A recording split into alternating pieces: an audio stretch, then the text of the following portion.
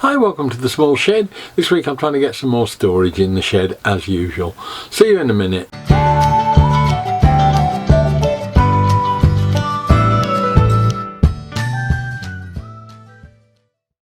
Now, when I did the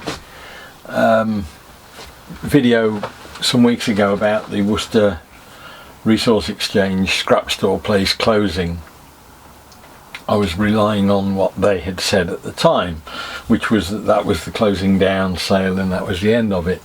What actually happened was that for about 3 weeks in October, they opened the place up again for getting rid of last bits and pieces almost. So I did get a chance to get back down there a couple of times, picked up some useful stuff.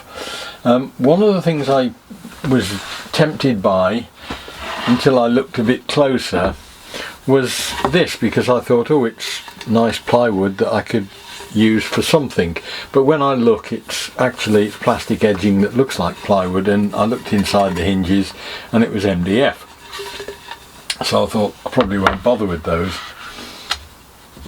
And then I went away and thought about it for a bit. They were selling everything off at half the marked price. Now, these are obviously doors and side bits of a shelving unit, I think. These were being priced out at 20 pence and these were at 50, I think. So for 1, 2, 3, 4, 5, 6 at 50 pence, £3, and 1, 2, 3, 4, 5, 6, 7 at 20, £1.40, that's £4.40 halved.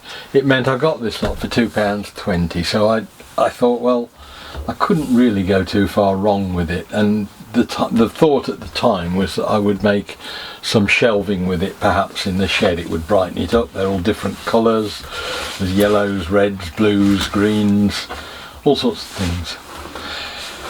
And then I was looking around in here the other day and I decided that there is still one area I could do with some more storage. We always need more storage, and what I've found is that with the unit on the wall with the chisels on it, it's much better to have storage with doors on because you get less dust in that on that basis.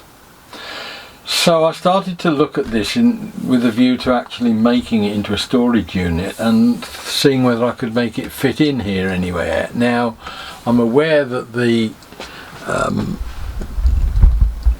sticker wall is perhaps a bit of a luxury that I could manage without, but having said that, if I came out with any sort of a unit, it would compromise the lathe and it would compromise where I've got the sanding station. But then I found that area in the corner there. Now, there's no reason at all why I can't put a unit that comes out from that wall. If I went up almost to ceiling level, take out some of that stuff that's up there, there's not a lot that's of any great importance there. And I've got two things to move there that would easily move elsewhere in the shed, but it would give me quite a big area of storage that I'm not going to bang my head on it or anything. It would come out probably to about there, something like that. I've got to sort the depth out yet. I've got the potential to come out 300 millimeters, which is roughly what those are.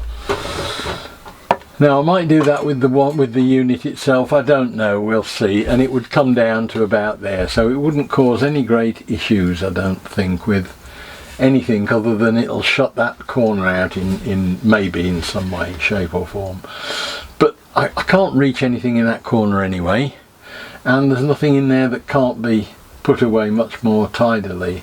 It's a bit of a non-space anyway over there. So that was it. I thought, maybe we can do something. So I'm just tiddling around with this now to have a look and see what we can do with it. And my initial thoughts are, because these effectively these are obviously side units because they've got a groove in for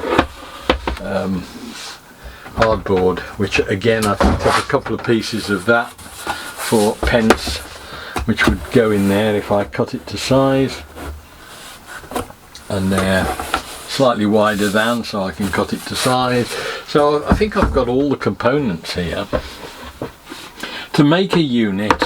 I've got enough for a top, a bottom, 2 sides, so I've got 6 of these.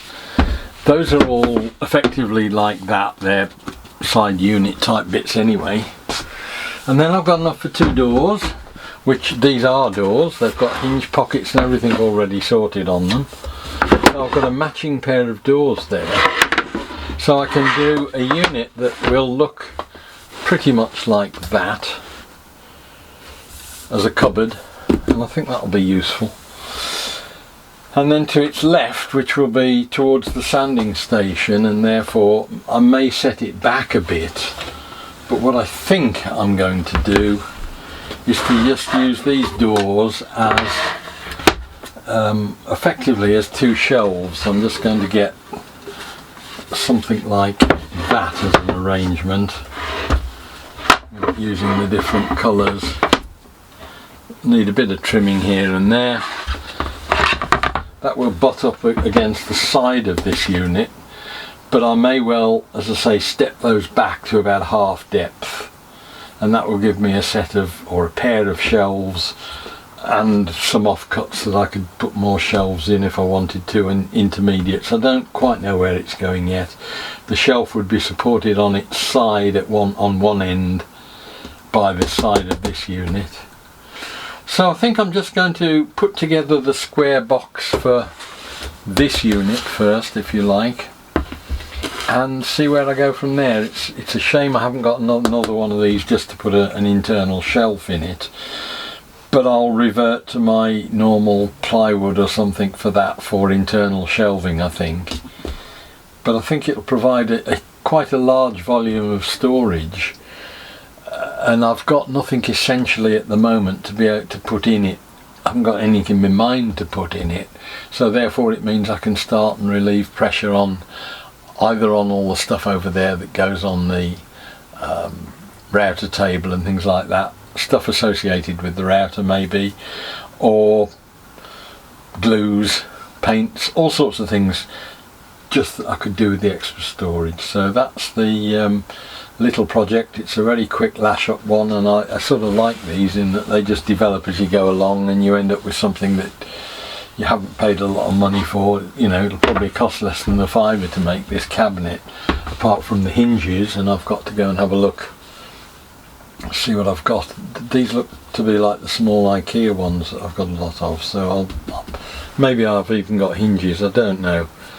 Pair of knobs, and we're actually pretty much sorted with a lot of extra storage.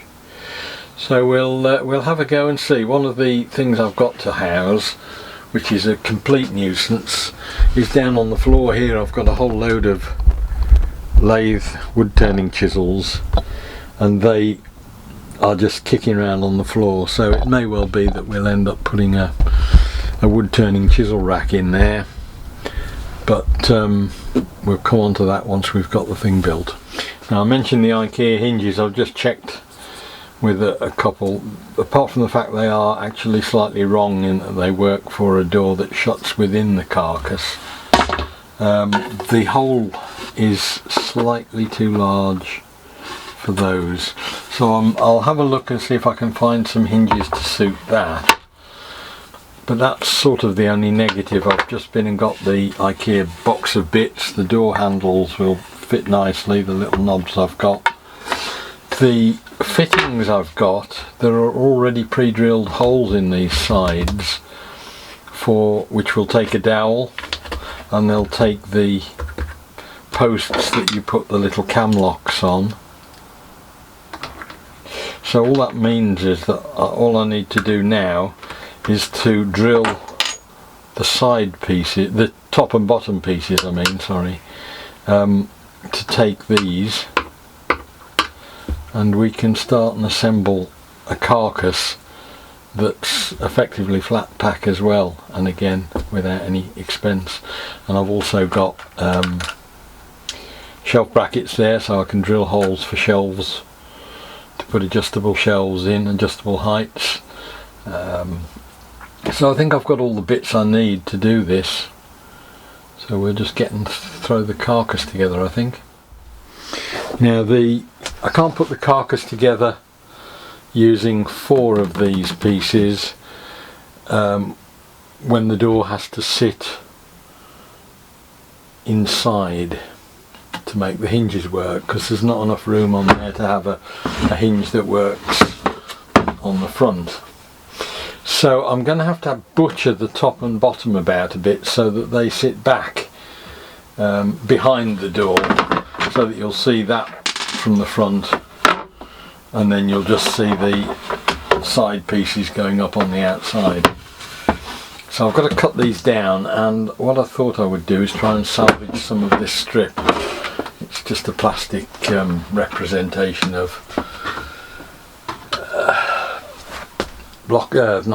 plywood, but I thought it was worth trying to save it. So I'm just going to get the iron, a little bit of paper just to protect the iron, get it warm, and with any luck it'll melt the glue sufficiently to be able to just peel this off, and then I can then re-lip it when I cut it down. That's it, it's going. Probably shouldn't be on steam really, but my wife's using it and I just thought I'd borrow it. You see, you can get the strip will come off then.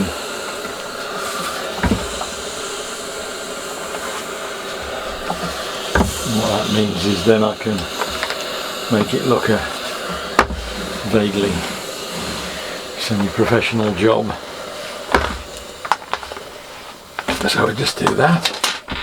On all 4 sides of the red ones we're going to have red top and bottom and blue side to side, but it keeps it okay, and we can then just reapply that later on.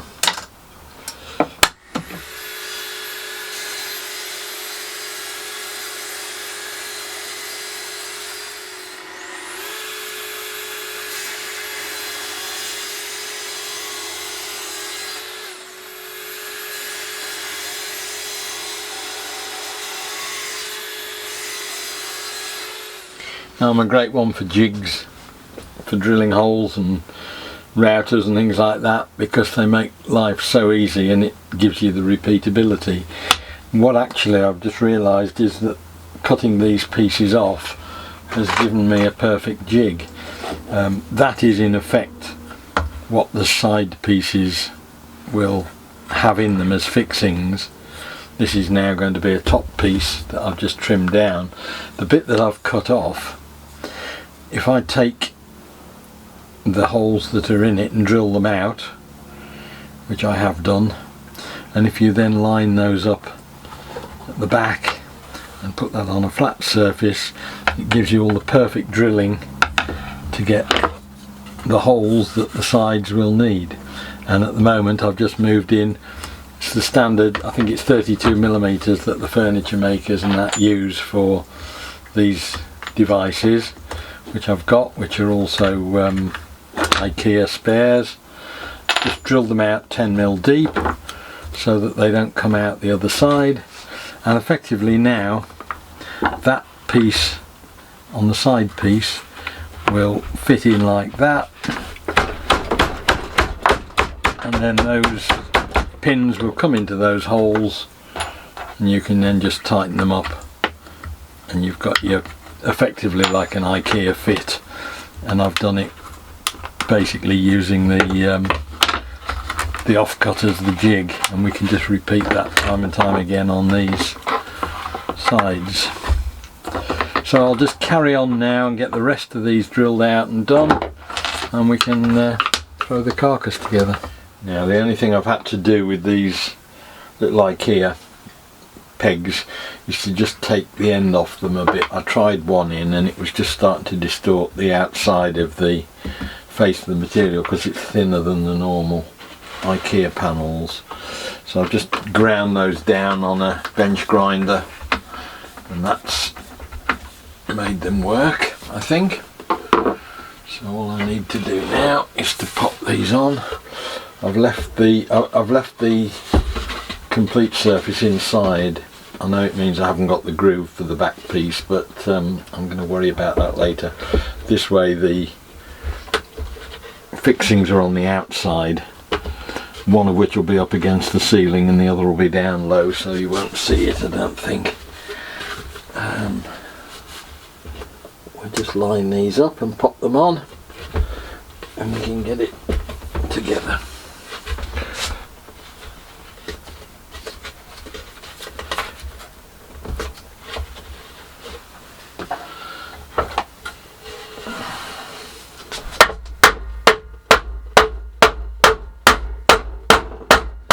And then we can just get a pair of the thin fixings.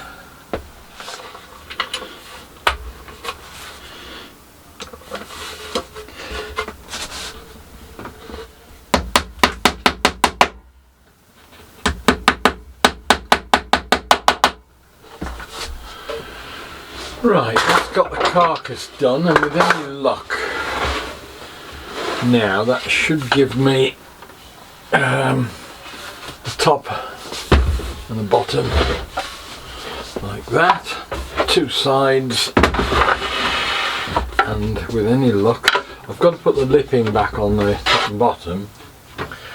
With any luck now the doors, which as I say I've had to have hinges, I've ordered some hinges but they need to be special ones because they've got to be inset like that.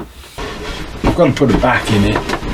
I'll do all that once I've got the hinges, wait for those, so that'll be another probably week's work when I get the back in, hinges fitted and the shelf unit on the side. So that's it as far as I can take it at the moment. Hope the video was of interest. Look forward to seeing you next week when I'll be doing something different. I'll see you then. Bye.